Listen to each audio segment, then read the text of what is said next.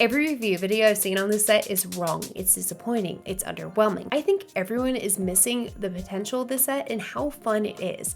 Let's talk about it. I've got to discuss the minor basics really quick. This set has 2 booklets, so someone can do the side builds while someone else does the train. It is 6 bags, and the times for them were all over the place, so I'll just put my bag times on screen. It comes with 4 minifigures, and unlike other LEGO Christmas sets, doesn't come with a small minifigure, which are usually a kid or an elf. The minifigures in the set are just okay. I do think the criticism here, while a minor ding to the set, is not a big deal, but very valid. A few years ago, the Series 23 had a lot of minifigures that could easily be used to fill in some of the minifigure gaps. On Bricklink, most of the ones that would match the Christmas city are between $2 and $4. Also, if you live by a LEGO store, there are definitely lots of options on the build your own minifigure section that are not that expensive. But to spend more on a already $130 set to make it better is a big ask. As someone who has a Christmas city going already, it doesn't bother me because some of the sets, like Main Street, have a ton of minifigures, so I'd most likely just pull some of them from there. I do think the set for sure works best in the confines of a pre-existing city, so this isn't a major hurdle. When it comes to the actual set, I do have to say I didn't do the 2016 version, so I had to research this a bit. And that one came with a powered up feature that let the train run by itself. I personally am not interested in that, but I do find it a bit annoying that it's not included, but they also give you the instructions for it at the same time. Again, it's an extra cost. I do realize from the way I'm talking about this set right now, it totally seems like I don't adore it, but I absolutely do. The 2016 one used magnets for connecting the train cars.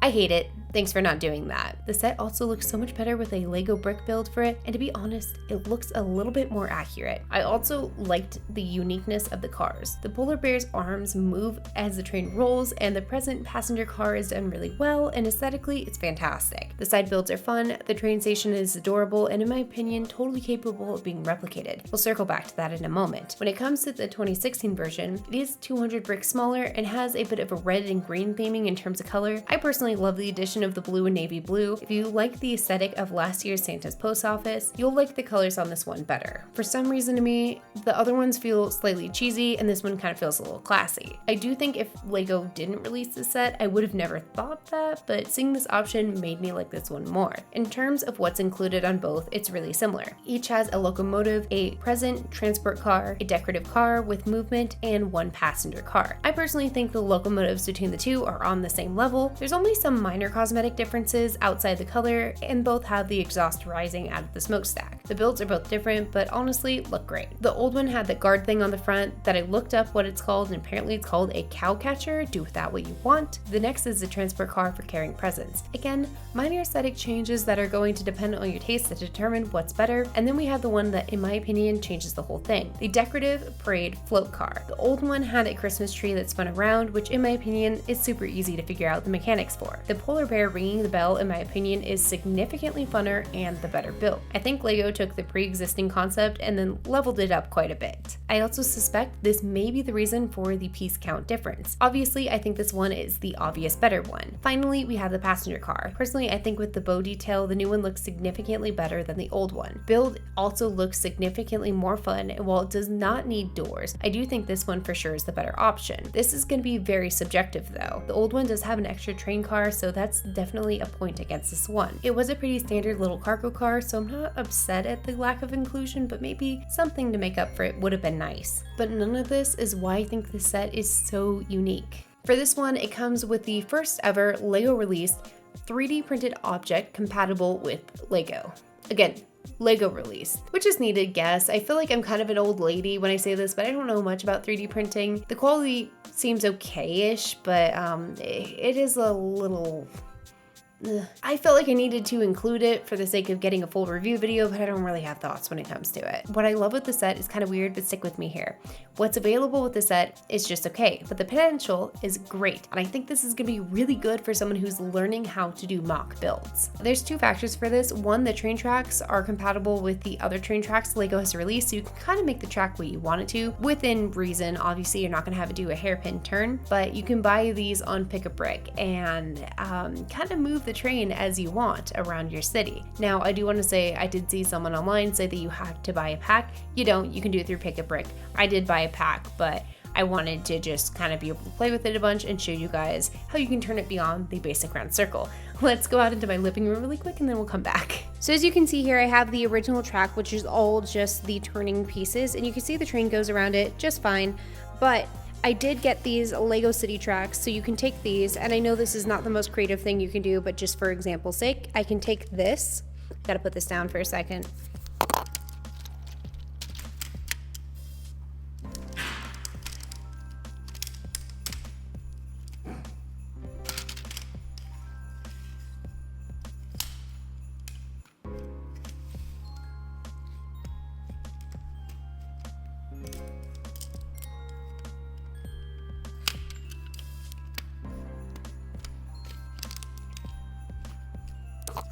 And as you can see, that's incredibly easy, and the train, whoops, it does kind of knock off the tracks easy. I don't think I got it on 100%, but the train can move and have a different way to go.